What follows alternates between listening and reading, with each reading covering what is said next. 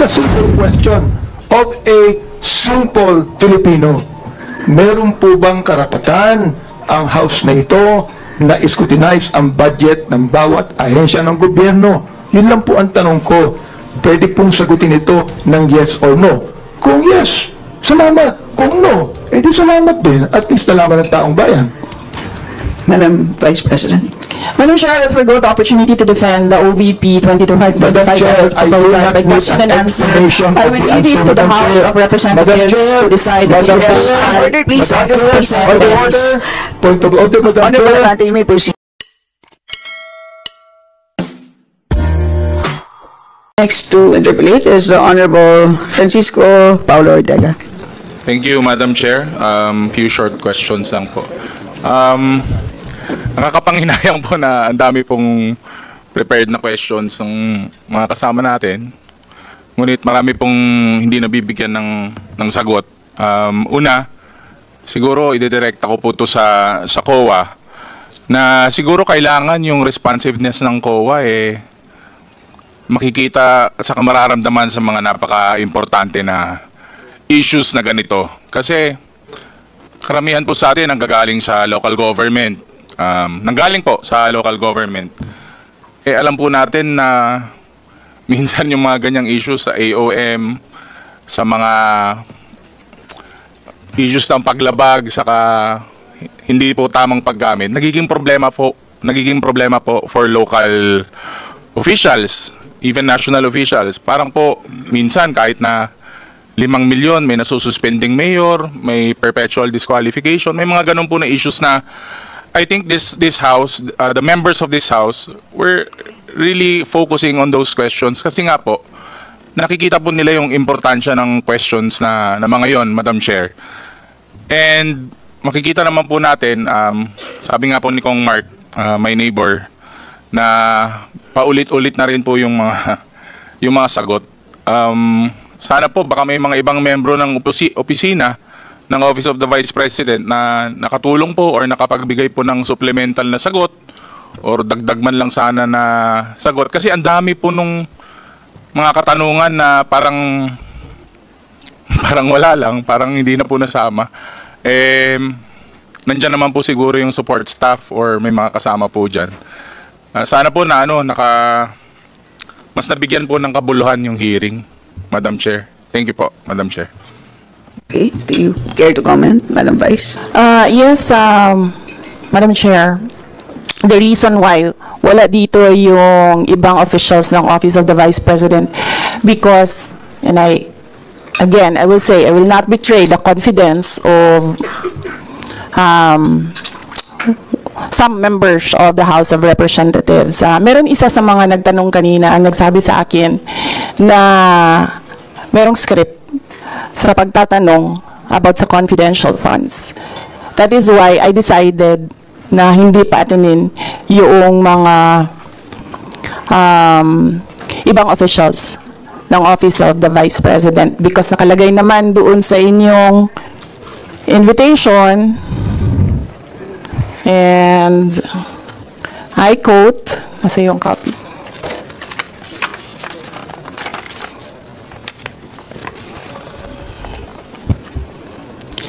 In this regard, may we respectfully invite the Vice President or her duly authorized representative. So it was in the alternative. So I decided I'll come alone, answer all of it alone.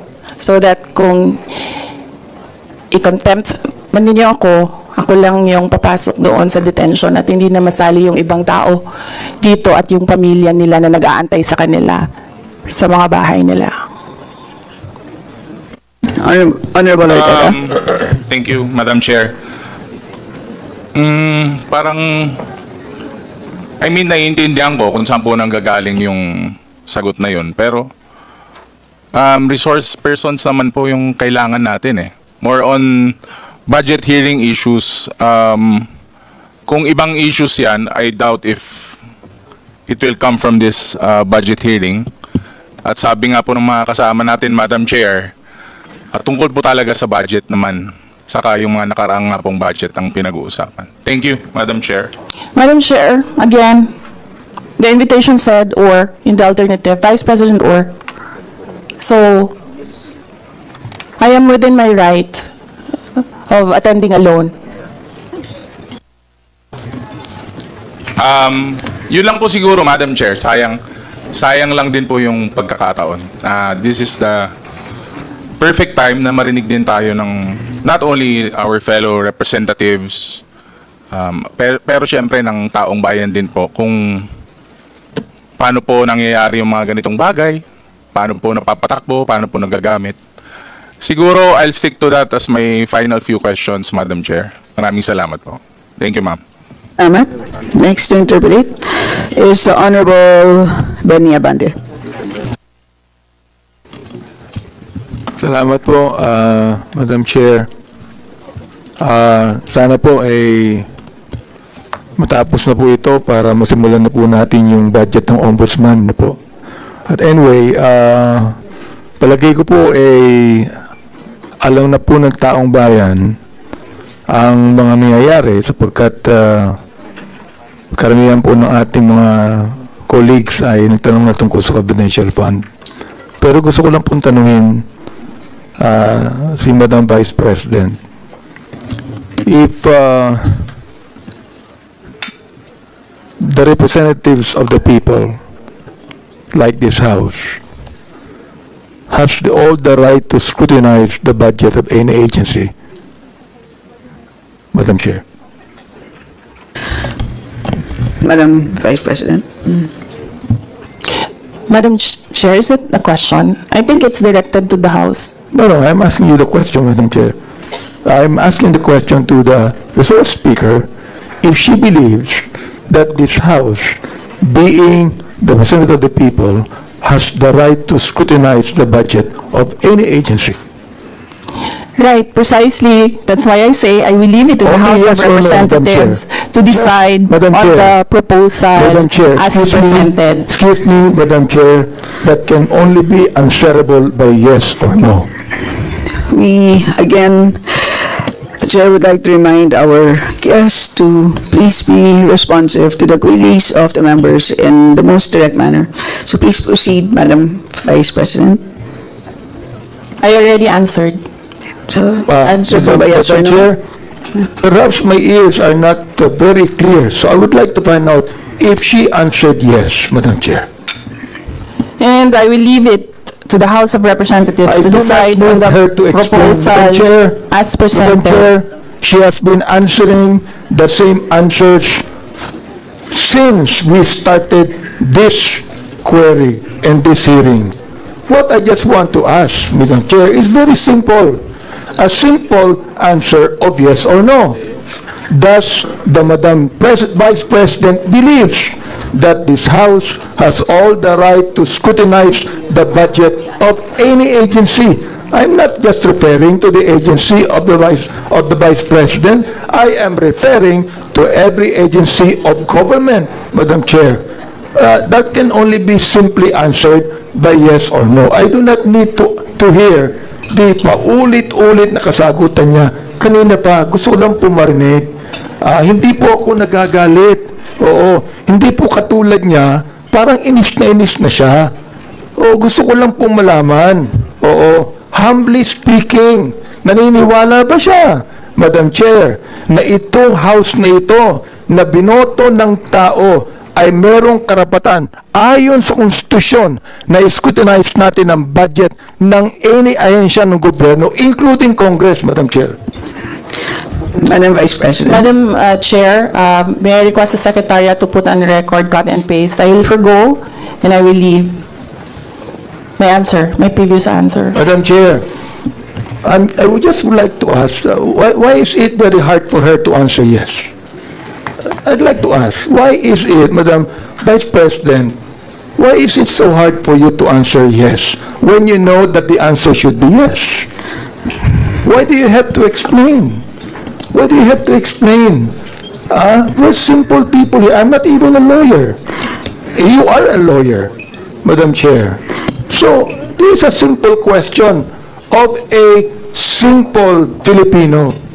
Meron po bang karapatan ang House na ito na scrutinize ang budget ng bawat ahensya ng gobyerno. Yun lang po ang tanong ko.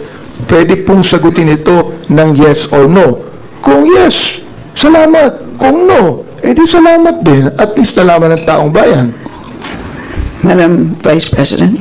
Madam Chair, I will forgo the opportunity to defend the OVP 2025 Madam Chair, I do proposal not by need question an and answer. explanation I of will the leave answer, it to the Madam House Chair. of Representatives Madam Chair. to decide if Madam there Chair. are Order, please. Madam Order, Chair, please. order, order. Point of order, Madam Honorable Chair. Abante, you may proceed. I do not need her to explain, please. You have been giving the same answer for hours. The same answer for hours. Alam ko naman po ang pagnanais nyo. Why you answer the same for hours? Ngayon po, iba naman ang tanong ko. Ang tanong ko ito, tatanungin ko uli, Madam Chair, meron po bang karapatan bilang mga representante ng taong bayan sa bawat distrito at party list na mag-scrutinize ng budget ng bawat ahensya ng gobyerno? Hindi po natin pinag-uusapan dito ang confidential fund. Ang pinag-uusapan po natin budget. Madam Chair, before you answer, the gentleman wishes to have a direct answer, either yes or no. Are you going to provide a direct answer? Honorable Abante? So, what is the answer? I asked whether our Madam Vice President will provide a direct answer to your query, and the answer is no. May I know why? Madam Vice President? And her answer is no as well. I don't think that would be the right answer, Ms. The question is, may I know why? And her answer is no. Would that be the right answer to the question why? Madam Vice Madam President, you wish to comment?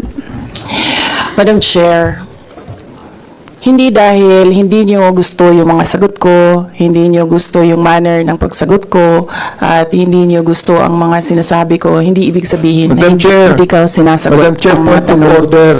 Yes, Honorable Mali po Abante. yata ang sinasabi niya, hindi nyo gusto, hindi yung nyo. Madam Chair, huwag niyong isali dito ang aking mga kasamahan dito. Ako ang nagtatanong. Sabihin mo sa akin, hindi ko gusto ang tanong mo. Yun lamang ang dapat niyang sabihin sa akin. Sapagkat hindi ko rin gusto ang sagot niya. Madam Chair, ganun lang. Oo. Ano po ang sagot niya? Madam Vice President, do you wish to? Madam Chair, Answer. there's no question. The Honorable Abante is asking for a question, for a response. Ano po ang sagot niya? Yan ang huli po niyang sinabi. I request that the question be repeated.